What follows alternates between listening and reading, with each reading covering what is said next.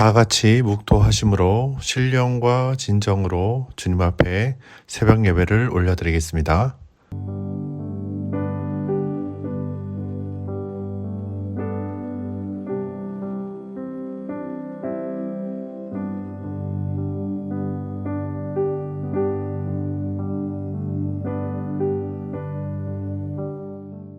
사도신경 하시겠습니다. 전능하사 천지를 만드신 하나님 아버지를 내가 믿사오며 그 외아들 우리 주 예수 그리스도를 믿사오니 이는 성령으로 잉태하사 동정녀 마리아에게 나시고 본디오 빌라도에게 고난을 받으사 십자가에 못 박혀 죽으시고 장사한 지 사흘 만에 죽은 자 가운데서 다시 살아나시며 하늘에 오르사 전능하신 하나님 우편에 앉아 계시다가 저리로서 산자와 죽은 자를 심판하러 오시리라. 성령을 믿사오며 거룩한 공회와 성도가 서로 교통하는 것과 죄를 사하여 주시는 것과 몸이 다시 사는 것과 영원히 사는 것을 믿사옵나이다. 아멘.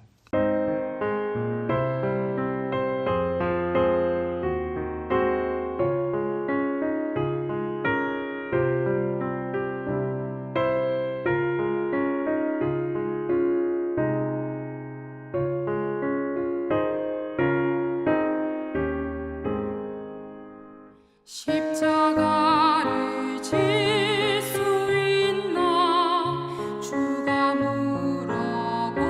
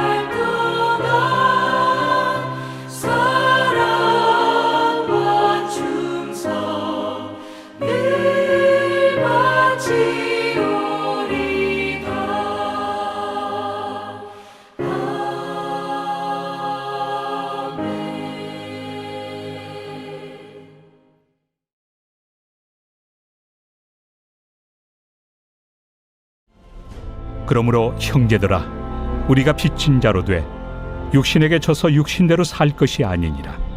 너희가 육신대로 살면 반드시 죽을 것이로되 영으로서 몸의 행실을 죽이면 살리니, 무릇 하나님의 영으로 인도함을 받는 사람은 곧 하나님의 아들이라. 너희는 다시 무서워하는 종의 영을 받지 아니하고 양자의 영을 받았으므로 우리가 아빠 아버지라고 부르짖느니라. 성령이 친히 우리의 영과 더불어 우리가 하나님의 자녀인 것을 증언하시나니, 자녀이면 또한 상속자 곧 하나님의 상속자요 그리스도와 함께한 상속자니, 우리가 그와 함께 영광을 받기 위하여 고난도 함께 받아야 할 것이니라. 생각하건대 현재의 고난은 장차 우리에게 나타날 영광과 비교할 수 없도다.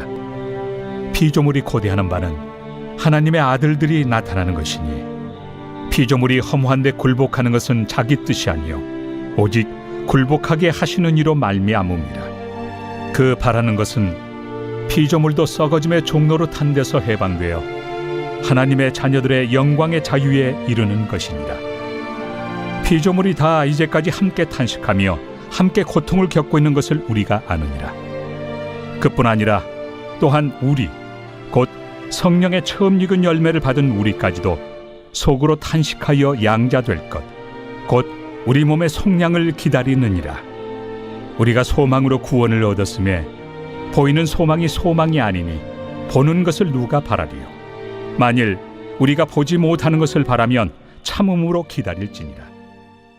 할렐루야. 사랑하는 온세대교회 성도 여러분, 40일에 작정해서 여러분들이 30분 일찍 일어나서 예배를 드리고 계시는 사랑하는 우리 성도 여러분들을 주님의 이름으로 환영하고 또 축복합니다.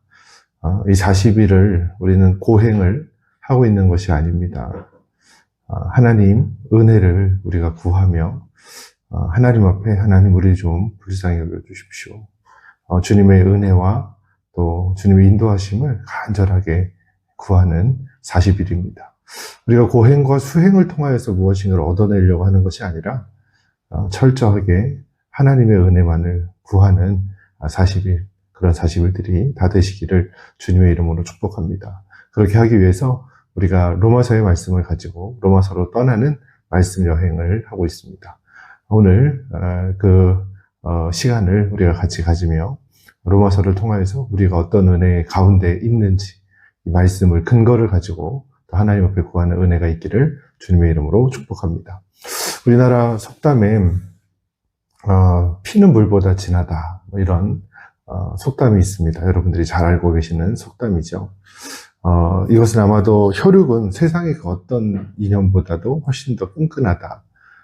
또 그것에는 애정이 담겨져 있다. 그 누구도 끊을 수 없다. 그런 의미로 이 속담을 사용한 듯 합니다. 그도 그럴 것이 이 가족애는 정말로 끈끈한 것이죠. 그래서 우리가 지금은 좀 잘하지 않는데 예전에는 이상가족, 상봉 이런 것들을 보면 수십 년간 떨어져 있다가도 애틋하게 이상가족들이 상봉하여서 만나는 장면들을 보면 그렇게 좋아하고 서로 눈물 짓기도 하고 또 애틋해하는 모습들을 보면 또 그것을 보는 많은 분들도 또 코끝이 시려오는 그러한 체험들을 하게 됩니다. 하나님께서는 우리 인간을 사랑의 존재로 만드셨습니다. 사랑을 받을 존재로, 또 하나님의 형상을 따라 지음받아서 하나님의 사랑을 우리가 닮았죠. 그 사랑들을 우리가 닮아 있기 때문에 그 사랑들을 우리가 어쩌면 하는 존재로 우리가 또 창조되기도 했습니다. 그래서 아무리 나쁜 분들도 자기 가족들은 사랑합니다. 자기 가족만큼은 사랑하도록 하나님이 우리를 창조하신 것이죠. 뿐만 아니라 여러분, 우리 교회 식구들은 모두가 다 가족인 줄 여러분 믿으시길 바랍니다. 교회 식구들도 우리 가족만큼 또 사랑하는 은혜가 있어야 하는데요.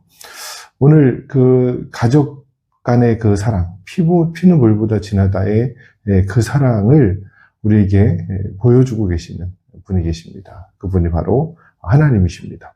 오늘 본문 말씀은 하나님과 우리와의 관계를 어떤 관계로 하나님이 묘사하고 계시냐면 부모와 자녀 간의 관계로 묘사하고 계십니다.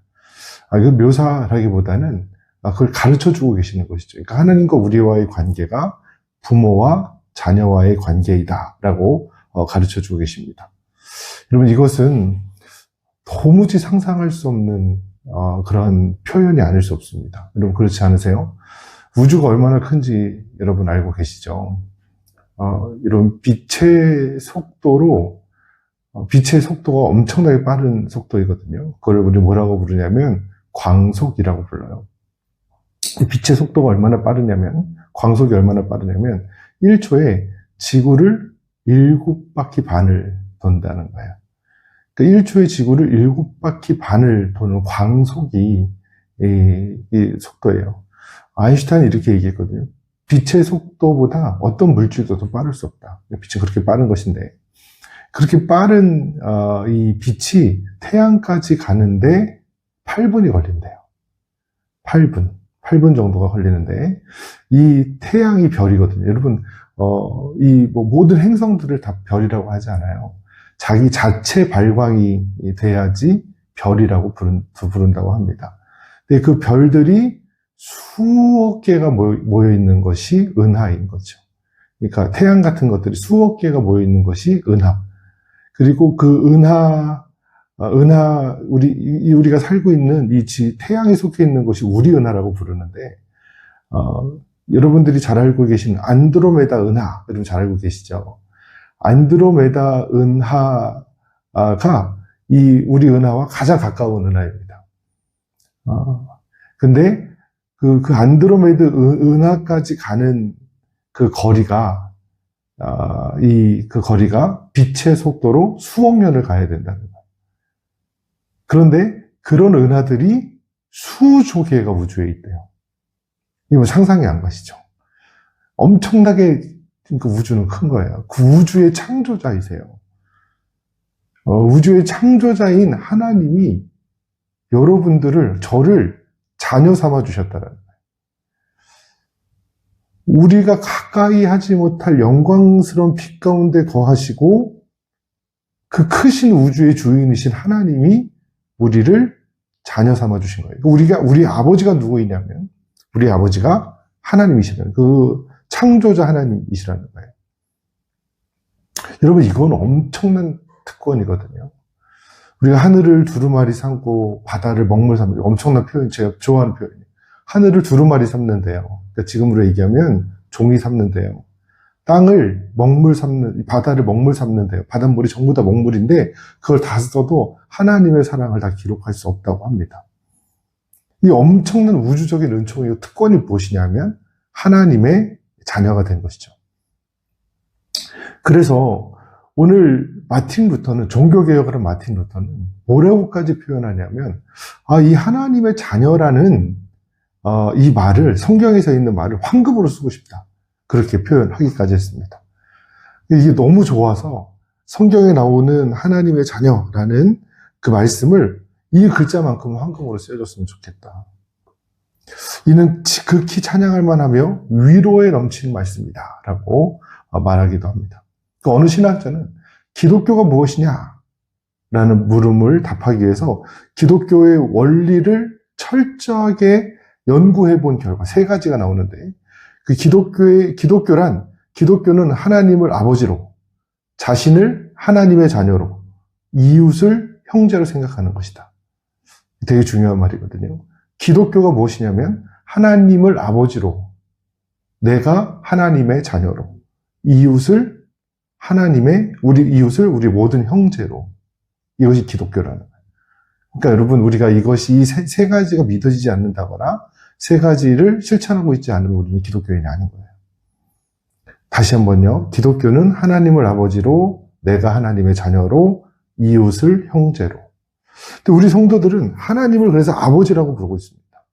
그래서 예수님은 기도를 가르쳐 주시고 계시는데, 예수님이 우리에게 기도를 뭐라고 가르쳐 주고 계시냐면 하늘에 계신 우리 아버지라고 가르쳐 주고 계신다.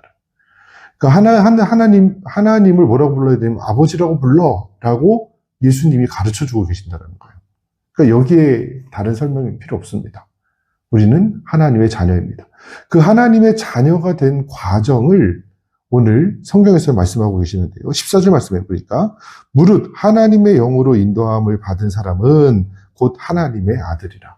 할렐루야. 이름이 믿어지십니까? 되게 중요한 말씀이에요. 우리가 앞에서 우리가 8장을 읽으면서 들었던 말씀 여러분 기억하시죠? 성령께서 우리 안에서 정죄함이 없도록 우리에게 말씀하여 주고 계신데요. 그러니까 성령께서 우리에게 정죄함이 없는 믿음을 우리에게 주시는 거예요. 그래서 우리는 정죄함 없다, 자유하다라는 것이 교만함이 아니라 오직 은혜로서 우리가 그것을 받아들이게 되는 것이죠. 그래서 하나님의 영으로 인도하시면 성령의 그런 정죄함이 없는 인도함을 받은 사람이 누구라고요? 하나님의 아들이라고요. 이거 엄청난 축복이고 여러분 엄청난 은혜입니다. 그러니까 이 하나님의 자녀가 되는 비결은 성령의 인도하심을 받는 건데 정죄함이 없는 성령의 인도하심이 없는 성령의 인도하심이 있는 삶, 정죄함이 없는 성령의 인도하심이 있는 그런 분들이 바로 하나님의 자녀가 되는 비결이라는 거예요. 그 하나님의 자녀에게는 특별한 특권이 있는데요. 어떤 특권인지 오늘 성경에 보니까 17절 말씀에 말씀하고 있어요. 제가 읽을게요. 자녀이면 또한 상속자, 곧 하나님의 상속자요 그리스도와 함께한 상속자니 우리가 그와 함께 영광을 받기 위하여 고난도 함께 받아야 할 것이라. 할렐루야. 그 말은 우리가 상속자라는 말이에요. 뭐니 해도 자녀에게는 뭐가 있어요? 상속의 은혜가 있어요. 하나님 우리에게 물려주시는 은혜가 있다는 것이죠. 이 물려주시는 하나님의 상속의 은혜, 무엇을 물려받아요? 마태복음 19장 28절 말씀에 예수께서 가라사대 내가 진실로 너희에게 이르노니 세상이 새롭게 되어 인자가 자기 영광의 보좌에 앉을 때 나를 쫓는 너희도 12보좌에 앉아 이스라엘 12지파를 심판하리라. 또 내 이름을 위하여 집이나 형제나 부모나 자식이나 전토를 벌인 자마다 여러 배를 받고 또 영생을 상속하리라 하셨습니다. 그러니까 12보좌에 앉는 것, 영생을 상속받는 것. 이것이 바로 성도가 하나님께로 부여받을 영원한 기업이다라는 말이에요. 그러니까 하나님의 은혜로 말미암아 우리는 하나님의 상속을 받는데 영원한 생명을 상속받는다라는 것이죠. 여러분 이 은혜가 여러분들과 함께 계심을 믿으시기 바랍니다. 그리고 그 상속받은 자가 이 땅에서 살아야 할 의무가 있다는 거예요. 그 17절 이하예요. 우리가 그와 함께 영광을 받기 위하여 고난도 함께 받을 수 있다. 여러분 영광을 위한 고난을 지금 우리가 받을 수 있다라는 것이에요. 이게 상속자의 의무예요. 그 영광을 위하여 지금 현재 고난의 삶을 살 수도 있다라는 것이죠. 그것을 견디는 삶을 살아야 합니다.